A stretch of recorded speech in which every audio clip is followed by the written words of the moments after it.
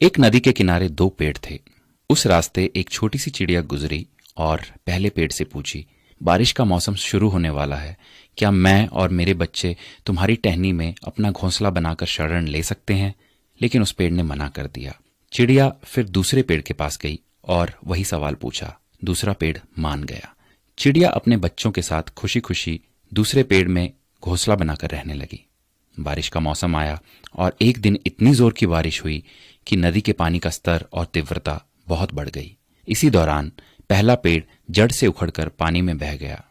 जब उस चिड़िया ने उस पेड़ को बहते हुए देखा तो कहा, जब मैं तुमसे अपने और अपने बच्चों के शरण के लिए आई तब तुमने मना कर दिया था, तो अब देखो तुम्हारे उसी रूखे बर्ताव की सजा तुम्हें मिल रही है।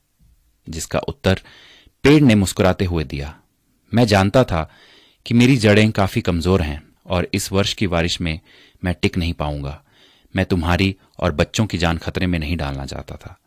मना करने के लिए मुझे क्षमा कर दो। और ये कहते कहते पेड़ बह गया। किसी के इनकार को हमेशा उनकी कठोरता ना समझिए। क्या पता उनके उसी इनकार से आपका भला हो। कौन किस परिस्थिति में है हम शायद उसे ना समझ पाए, इसलिए किसी के चरित्र और उनकी शैली को उनके वर्तमान व्यवहार से ना तोलें।